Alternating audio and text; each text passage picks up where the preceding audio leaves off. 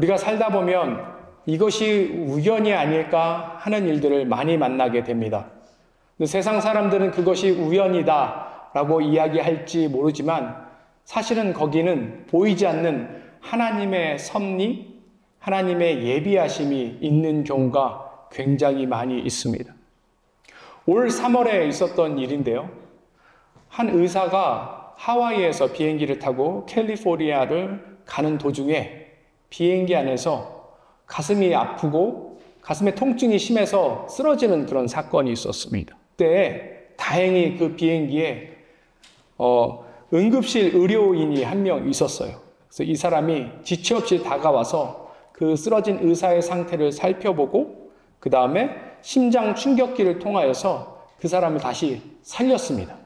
그래서 곧 있다가 이 의사가 의식을 되찾게 되고 또 안정적으로 그 비행을 마쳤다라고 합니다.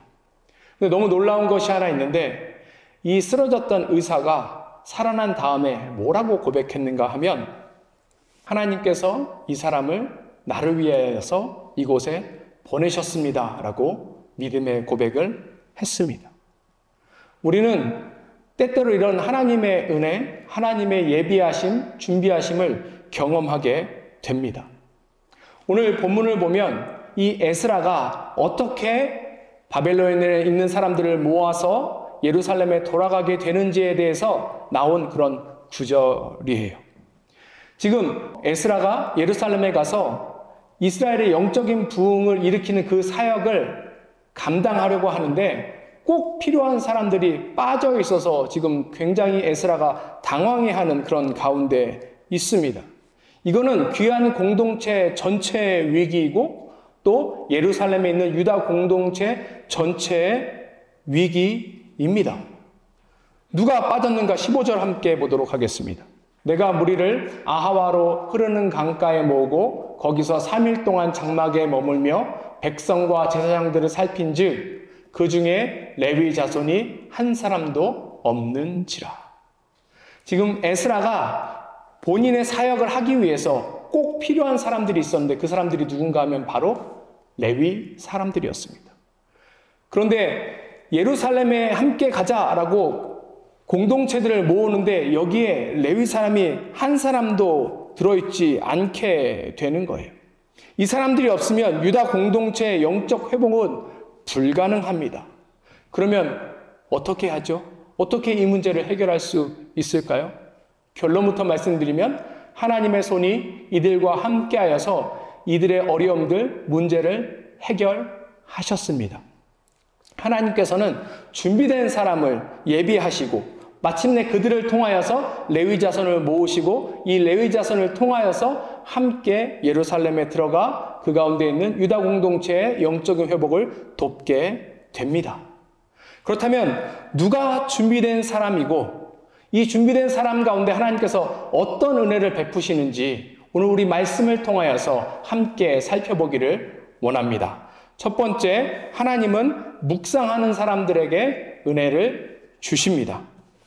레위인이 에스라 사역의 아주 핵심 중에 핵심입니다. 그 이유가 무엇인지 먼저 15절 볼게요. 내가 무리를 아하와로 흐르는 강가에 모으고 거기서 3일 동안 장막에 머물며 백성과 제사장들을 살핀즉 그 중에 레위 자손이 한 사람도 없는지라. 제가 앞서서 에스라 사역에 있어서 가장 핵심적인 사람들이 레위 사람들이다라고 이야기했습니다. 근데 왜 레위 사람들이 에스라의 그 사역의 핵심되는 사람이었을까요? 그것은 우리가 앞서 살펴본 에스라서 7장 10절에 잘 나와 있습니다. 에스라가 여호와의 율법을 연구하여 준행하며 율례와 규례를 이스라엘에게 가르치기로 결심하였더라. 이 장면은 어떤 장면인가 하면 하나님께서 에스라에게 지금 예루살렘에 있는 유다 공동체가 영적으로 어두움 가운데, 어려움 가운데 처해 있다는 것을 알려주십니다. 그들이 영적으로 어려운 이유, 그들이 그 공동체가 어려운 이유는 무엇인가 하면 그들이 하나님 말씀을 잊고 있었기 때문에 그래요. 그러니 하나님의 뜻이 무엇인지 모르고 또 하나님의 계획이 무엇인지 모르고 하나님의 은혜를 누리지 못하고 그렇게 살다 보니까 점점 세속화된 거예요. 세상적으로 살기 시작한 것입니다. 그래서 하나님께서 에스라를 통하여서 그 땅의 영적인 부흥을 허락하시길 원하는데, 그 영적인 부흥의 핵심 키워드가 뭐냐면 바로 말씀으로 인한 영적인 회복입니다. 지금 에스라는 다시 바벨론에서 예루살렘에 가서 어떤 사역을 하려고 하냐면 말씀 사역을 하려고 하는 거예요. 하나님의 말씀을 선포하고 하나님의 말씀을 가르치고 하나님의 말씀대로 따라 사는 삶을 지금 하려고 하고 있는데, 거기에 핵심되는 사람들이 누구라고요? 바로 레위인들이라는 것입니다. 그런데 이 레위인들이 이 모임에 참석하지 않았어요. 유다 백성들은 지금도 말씀을 모릅니다. 그것 때문에 영적으로 어두운 가운데 있어요. 말씀을 모르니까 당연히 어려운 가운데 처할 수밖에 없지요. 이 시간 우리가 레위인에 대해서 한번 살펴보기를 원합니다. 사실은 레위인 자체는 주목받은 사람들이 아니에요. 이 사람들은 제사장들도 아니고요, 단순히 성전에서 일하는 성전의 일꾼에 불과했습니다. 하나님께서 이들에게는 땅도 허락하지 않으시고 다른 사람들이 돕는 그 도움의 손길로만 살게 하십니다. 그러니 이 사람들의 삶은 사실은 빛나는 삶이 아니에요. 감춰진 삶입니다. 보이지 않는 곳에 있는 삶입니다. 그럼에도 불구하고 보이지 않지만 최선을 다해서 충성을 다해서 살아야 하는 그러한 사람들이었어요. 이 사람들은 하나님께 드리는 예배를 돕기도 했고요, 그 성전 안에 있는 재정을 담당하는 사람도 있었고, 또 그 안에 시큐리티, 보안을 담당하는 사람들도 있었습니다. 근데 중요한 것은 무엇인가 하면 이들 잡 중에 어떤 잡이 있었냐면 율법을, 그러니까 말씀이죠, 말씀을 해석하고 또 말씀을 가르치고 하는 그런 말씀 사역도 이 레위인들이 했던 것입니다. 제가 앞서 말씀드렸죠. 이번에 영적 회복의 그 부흥의 키가 뭐라고 했어요? 말씀 사역인 것입니다. 에스라가 아무리 말씀을 잘 알고 말씀에 능통했다 할지라도 에스라 한 사람으로 인하여서 말씀 사역하는 것은 불가능한 일이에요. 그래서 에스라가 이 말씀 사역을 잘 감당하기 위해서는 누가 필요한 것입니까? 바로 레위 사람들이 이들 가운데 함께 하는 것이 중요했다라는 것입니다. 교회가 얼마나 건강한가에 대해서 평가하는 요소들이 있는데 그 중에 가장 중요한 것이 있습니다. 무엇일까요? 우리가 무엇을 보면 이 교회가, 이 공동체가 건강하구나, 성숙하구나, 부흥했구나 라고 이야기할까요? 성도수가 많으면 그럴까요? 아름다운 예배, 모두 다 감동드리는 예배를 드리면 그렇습니까? 아니면 그 교회에 재정이 넘쳐나면 그 교회가 성숙하고 그 교회가 성장하는 교회입니까? 아니에요. 그 교회가 얼만큼 성숙하고 건강한지를 알아보려면 그 공동체 안에 얼마나 많은 사람들이 말씀을 사모하고 말씀 가운데 순종하고 나아가는지를 보면 알 수 있습니다. 우리는 하나님의 말씀을 순종하고 우리는 하나님의 말씀을 사모하고 나아가는 사람들입니까? 아니면 말씀과 전혀 관계없이 사는 사람들입니까? 하나님께서 우리에게 완전한 계시인 성경을 주셨어요. 완전한 계시라는 의미는 우리가 이 성경 가운데 하나님을 만날 수 있고 하나님을 찾을 수 있고 하나님의 뜻을 알 수 있고 하나님께서 우리로 하여금 무엇을 하기를 원하시는지를 다 알 수 있는 거예요. 우리의 삶에 지침이 있는 것입니다. 영적인 회복의 능력이 이곳 가운데 있는 것입니다.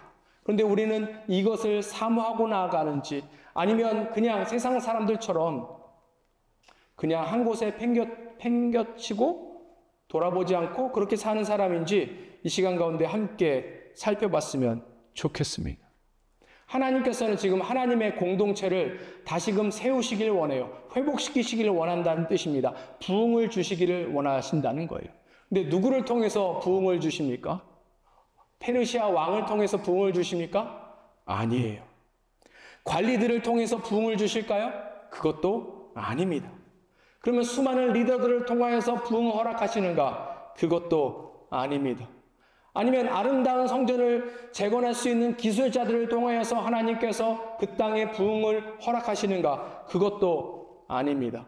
누구를 통해서 하나님은 영적인 부흥을 허락하시길 원하시는 거예요? 말씀을 사모하는 자들을 통하여서 그 땅을 변화시키고 유다 땅에 영적인 부흥을 허락하시는 것입니다. 이제 레위인들이 없어요. 하지만 이 레위인들이 곧 이것에 참여하게 됩니다. 그래서 이스라엘의 영적인 생명을 이들을 통하여서 살릴 거예요. 우리에게 중요한 것은 그래서 무엇인가 하면 말씀을 더 사모하고 말씀을 더 가까이 가는 것입니다. 그럴 때 우리 삶이 변화되고 하나님께서 우리 삶 가운데 놀라운 회복의 은혜를 더하시는 것입니다. 호세아서 6장 3절 보도록 하겠습니다. 그러므로 우리가 여호와를 알자, 힘써 여호와를 알자. 그의 나타나심은 새벽빛같이 어김없나니 비와 같이 땅을 적시는 늦은 비와 같이 우리에게 임하시리라 하니라. 우리에게 필요한 것은 뭐예요? 하나님의 말씀을 사모하고 하나님을 힘써 알고 하나님의 뜻대로 살아가는 그것입니다. 다시 한번 여러분들에게 권면의 말씀을 드립니다. 더 하나님 사랑하는 가운데 나갔으면 좋겠습니다. 더 하나님의 말씀을 묵상하는 데 나아갔으면 좋겠습니다. 더 하나님의 말씀을 우리 삶의 중심에 놓고 나아갔으면 좋겠습니다. 그럴 때 하나님께서 우리 개인도 회복시키실 뿐만 아니라 우리 공동체 가운데, 이 땅 가운데 우리를 통하여 부흥의 역사를 일으키실 줄 믿습니다. 하나님은 첫 번째 묵상하는 사람에게 은혜를 주십니다. 그리고 두 번째 하나님은 순종하는 사람에게 은혜를 주십니다. 에스라가 사람들을 강가에 모아놨어요. 그리고 거기 보니까 3일 동안 있었다라고 합니다. 사실 먼 길을 떠나기 앞서서 3일 동안 지체하는 것은 어쩌면 시간 낭비라고 생각할지도 모르지만 에스라는 그만큼 철저하게 준비하고 그 여행을 떠나고 싶어 했습니다. 방금 전에 우리 살펴본 것처럼 이 공동체 가운데 중요한 레위인이 빠졌다는 것을 에스라가 알게 되지요. 그러니 이 레위인을 어떻게 해서든 데려가야 할 의무가 있는 것입니다. 그런데 방법이 있어요? 레위인들 보고 오라고 하는데 이 레위인들이 참여하지 않고 있습니다. 그런데 어떻게 이 레위인들을 데려올 수 있었을까요? 16절과 17절 보도록 하겠습니다. 이에 모든 족장 곧 엘리에셀과 아리엘과 스마야와 엘라단과 야립과 엘라단과 나단과 스가랴와 무슬람을 부르고 또 명철한 사람 요아립과 엘라단을 불러 가시럇 지방으로 보내어 그곳 족장 이또에게 나아가게 하고 이또와 그의 형제 곧 가시럇 지방에 사는 느디님 사람들에게 할 말을 일러주고 우리 하나님의 성전을 위하여 섬길 자를 데리고 오라 하였더니.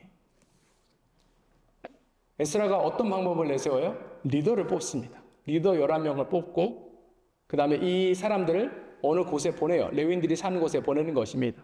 그래서 거기 이또라는 사람과 느디딘 사람들을 불러서 이런 말로 레위인들을 부르자라고 하고 있습니다. 우리 솔직하게 오늘 이 말씀을 보고 한번 생각해 봤으면 좋겠어요. 바벨론에 사는 유대인들에게 이제 예루살렘에 갑시다 라고 공지를 했을 거예요. 아마도 꽤 오랜 시간 공지를 했겠죠. 그래야 거기 바벨론에 지금 이 사람들이 130년 동안 살고 있었는데 자신의 삶을 정리하고 가려면 시간이 좀 필요하지 않습니까? 우리도 미국에 살고 있다가 한국에 돌아가려고 하면 뭐 지금에 살고 있던 것들 정리하려면 시간이 꽤 필요하지 않겠습니까? 그렇죠? 그러니까 이 사람들에게도 좀 시간이 필요했을 거라고요. 근데 그 시간 동안 모이지 않는 사람을 갑자기 찾아간다고 이 레위인들을 불러 모을 수 있을까요? 그리고 어떤 말로 설득한다고 이 사람들이 갑자기 자신의 마음을 바꿔서 그래요, 내가 가겠습니까? 할까요? 도무지 이해가 되지 않습니다. 이게 정말 레위인들을 부를 수 있는 유일한 해법이고 해답일까? 우리 얼핏 보면 그게 아니다라는 생각이 많이 들지요. 그런데 하나님 일하실 때는 우리 생각과 다르게 일할 때가 있습니다. 중요한 것은 무엇인가 하면 순종하는 거예요.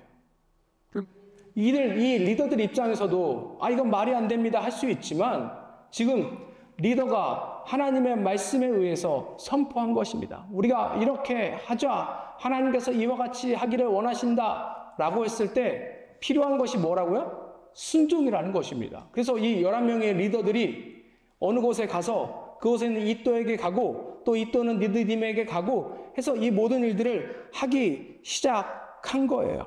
그 엘리야 시대 때 일입니다. 엘리야 시대 때 뭐가 유명하냐면 가뭄이 들었던 걸로 유명해요. 이스라엘 땅이 하나님 앞에 범죄해서 하나님께서 그 땅에 비를 내리지 않으십니다. 우리가 잘 알고 있는 이스라엘 땅은 이른 비와 늦은 비가 정확하게 내리면 그 땅에 많은 소출을 맺고 풍요로운 삶을 살게 되어 있어요. 그런데 하나님께서 이스라엘이 범죄하자 그 이른 비와 늦은 비를 멈추신 거예요. 무려 3년 동안 멈추신 것입니다. 다르게 이야기하면 3년 동안 그 땅에 흉년이 들기 시작한 것입니다. 그런데 3년 흉년이 들면 3년만 괴로운가요? 아니죠. 3년 그 이후까지 그 땅에 어려움을 주게 되어 있는 거예요. 그 3년의 기근 동안 하나님께서 엘리야라는 선지자를 사르밧에 있는 과부 집에 보내십니다.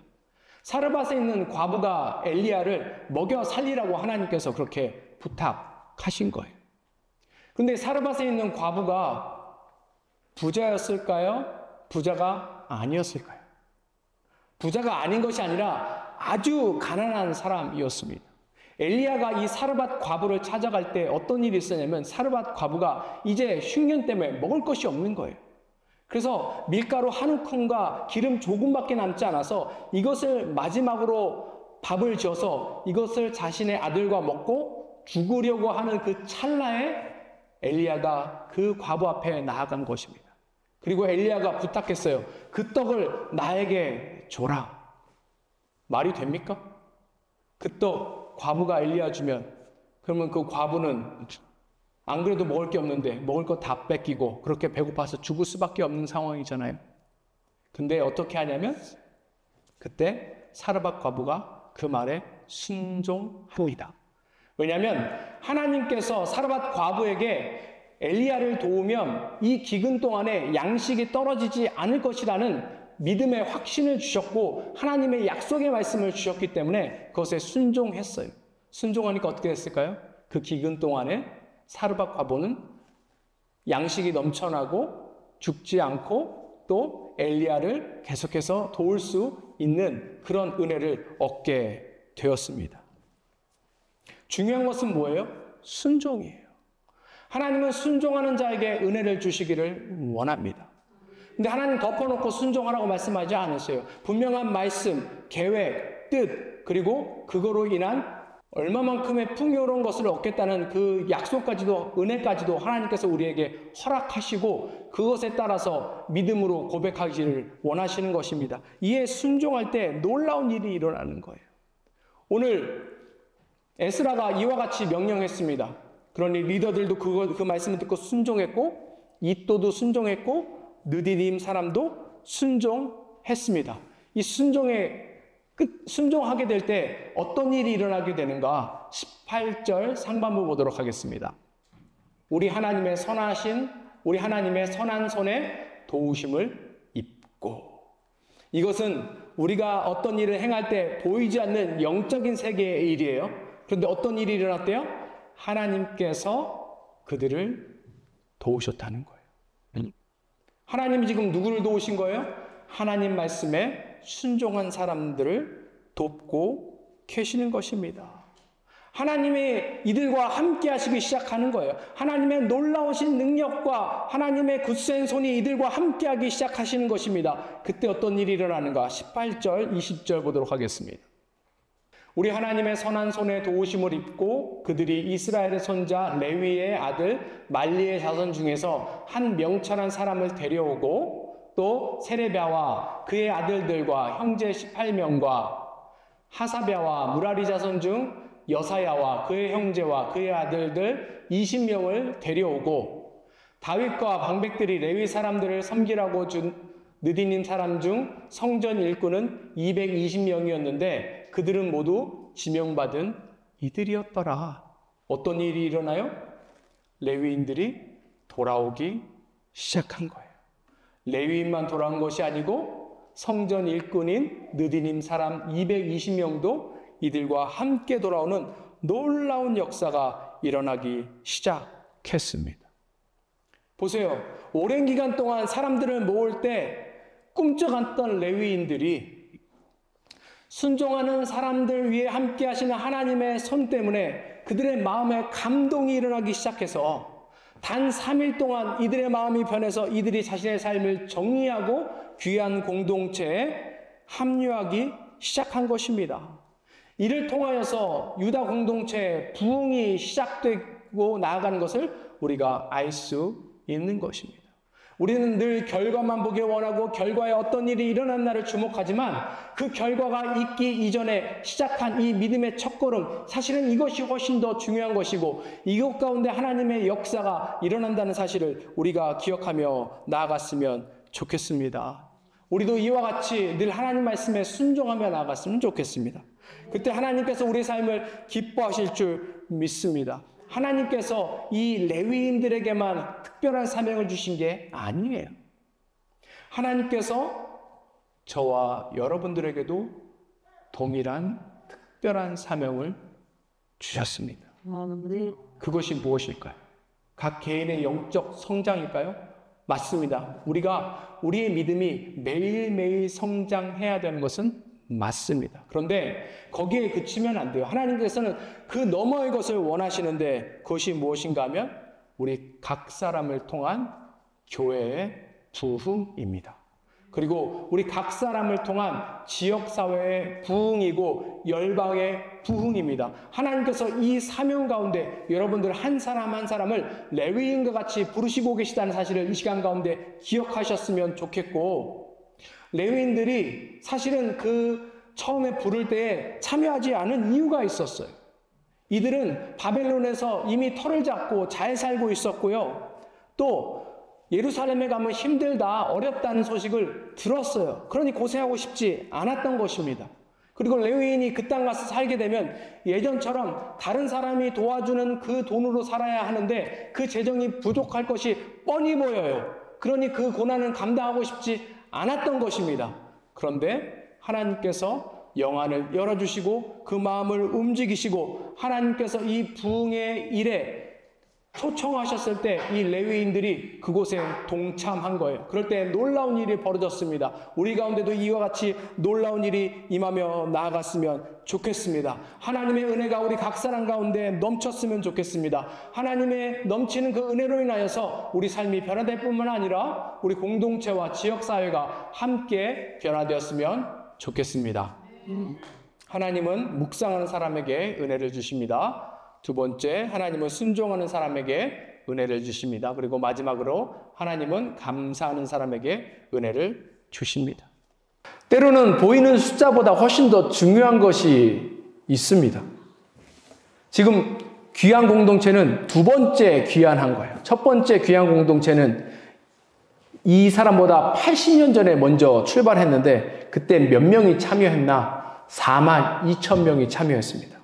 근데 80년이 지난 이후에 두 번째 귀한 공동체가 있는데 이 공동체에는 몇 명이 참여했냐? 1775명이 참여했습니다. 1차 귀환에 비하면 너무나도 터무니없이 작은 숫자죠. 어떻게 이런 일이 있을 수 있겠습니까?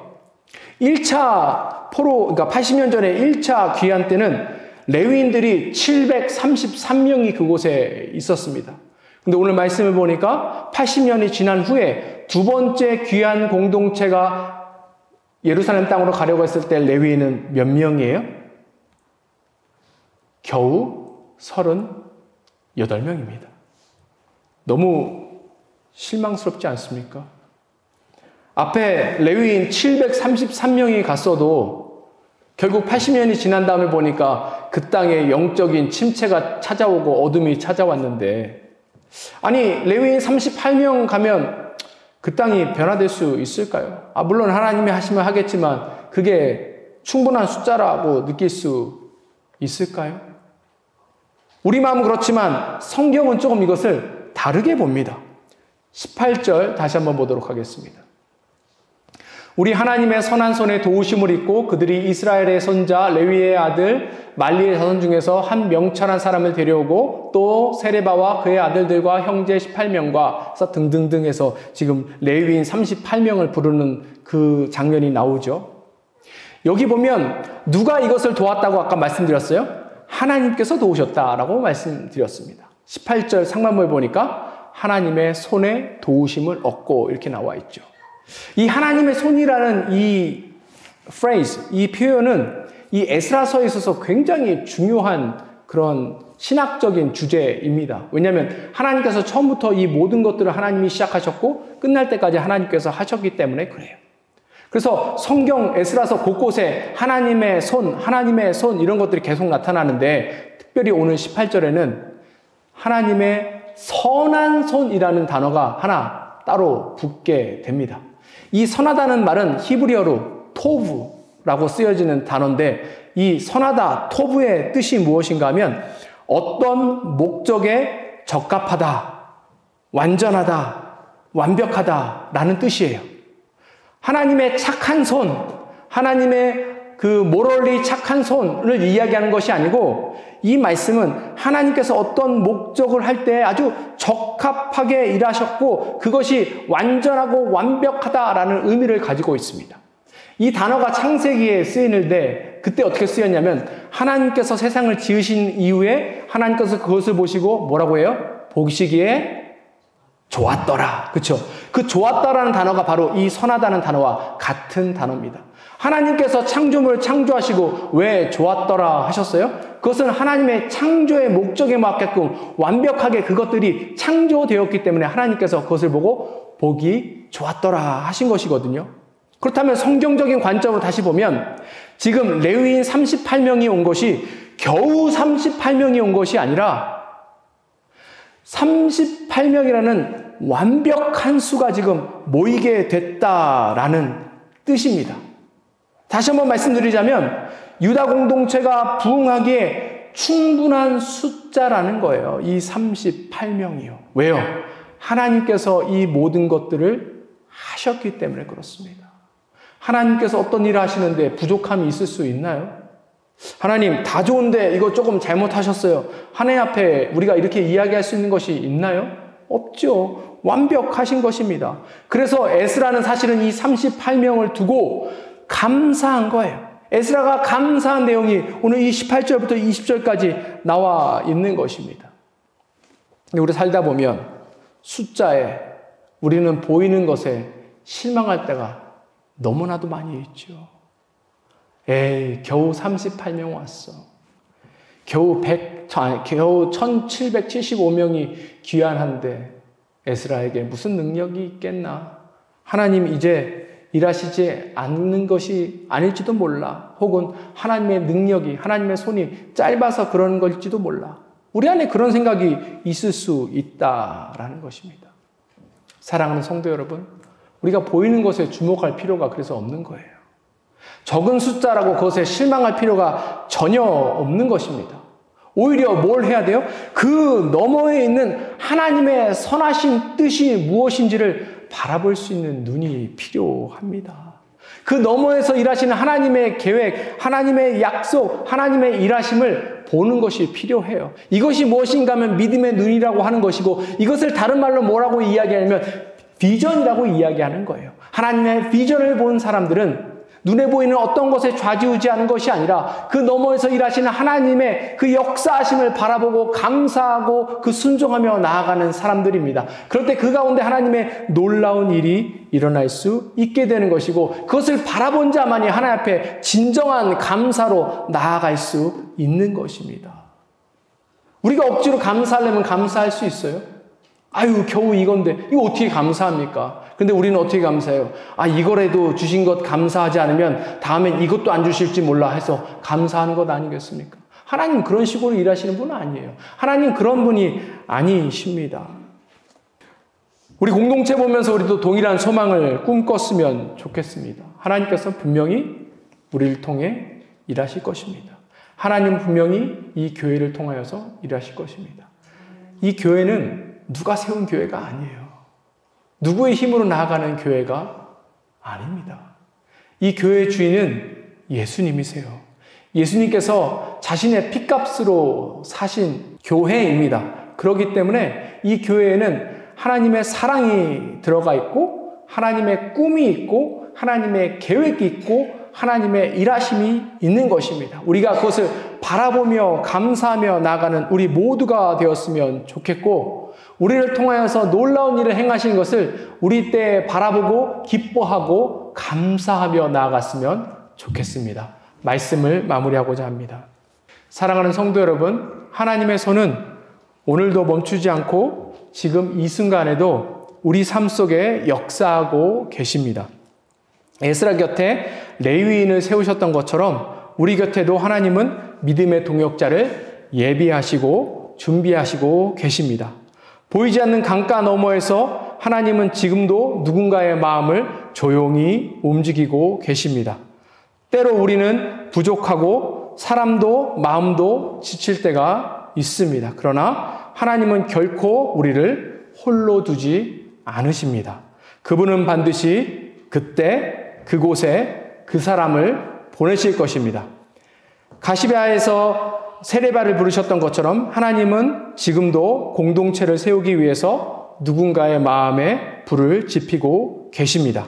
그러므로 사랑하는 여러분, 우리도 하나님의 손에 붙들린 사람이 되었으면 좋겠습니다. 누군가의 필요 속에서 하나님이 보내신 사람이 되기를 원합니다. 예배를 사모하고 말씀에 순종하고 하나님의 손에 들린 그릇으로 세워질 때 하나님은 우리를 통해 공동체를 아름답게 빚어 가실 것입니다. 오늘 그 손길에 우리의 마음을 맡겼으면 좋겠습니다. 하나님의 손이 닿는 곳마다 회복이 있고 그 손에 붙들린 공동체마다 하늘의 아름다움이 피어날 것이기 때문에 그렇습니다. 이 모든 것들을 소망하고 나가는 우리 모두가 되었으면 좋겠습니다. 함께 기도하겠습니다.